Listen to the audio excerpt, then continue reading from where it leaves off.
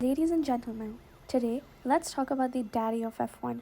No, not your fanfiction inspired Max and Lewis fan club. I'm talking about Lawrence Stroll, the billionaire, the Aston Martin savior, and known to us all as the father of Lance Stroll, the man who's been putting the dad in paddock. So let's start at the beginning. When Lance Stroll made his F1 debut in 2017 with Williams, the skeptics and the media were quick to pounce. Sure, Lance was the youngest rookie to secure a podium at the time, but the whispers about his billionaire dad bankrolling his F1 career grew louder than a Ferrari's downshifting. Was Lance's seat truly earned, or was it one of those "daddy, I want that" situation? Spoiler, it's not a subtle answer. From Williams to Racing Point and now Aston Martin, Lawrence Stroll's influence has been undeniable.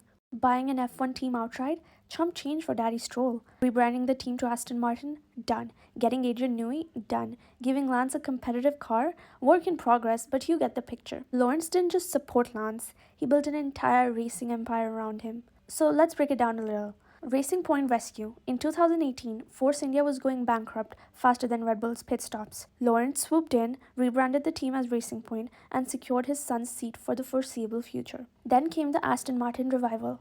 Turning Racing Point into Aston Martin wasn't just about business, it was about legacy. The team got a sleek green livery, and Lance got a shiny new car.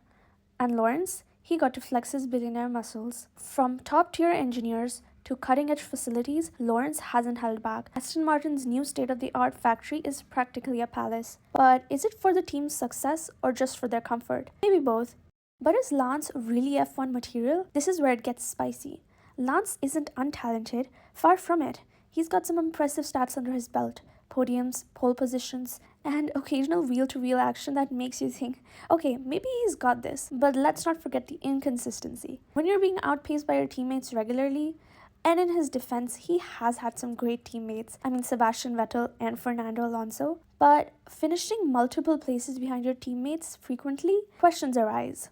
And now, with Adrian Newey joining Aston Martin in 2025, things are about to get a lot more serious. Newey doesn't just design cars, he creates championship-winning masterpieces. If the team is gunning for the top, both drivers will need to deliver consistently. Is Lance ready for that level of pressure, or will he struggle to keep up with the car that demands perfection? And let's not ignore the elephant in the garage. Lawrence's presence looms large at Aston Martin. The team's dynamics have always revolved around his decisions. He is the CEO after all. And while that's worked to keep Lance happy, it might not sit well with everyone.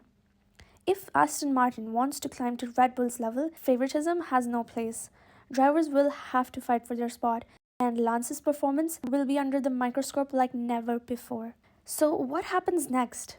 2025 is shaping up to be a make or break year for Lance Stroll. With Newey's expertise and a more competitive Aston Martin, the pressure is on. If Lance steps up, the narrative might finally shift in his favor. If not, even Daddy's billions might not save him from the wrath of new Aston Martin fans. With rumors going around that Aston Martin is going to sign a $1 billion deal with Max Verstappen for a multi-year contract, things aren't looking too bright for Lance. Maybe Lawrence finally decides to put his F1 career before his son.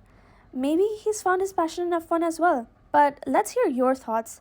Is Lance Stroll deserving of his seat in F1? And will Adrian Newey's presence alone be the game changer for Aston Martin? That's it for today, folks. If you're here for chaotic F1 banter, over-analysis, and the occasional dad jokes, hit that subscribe button. Like, comment, and share to keep the algorithm happy. See you in the next one. Bye!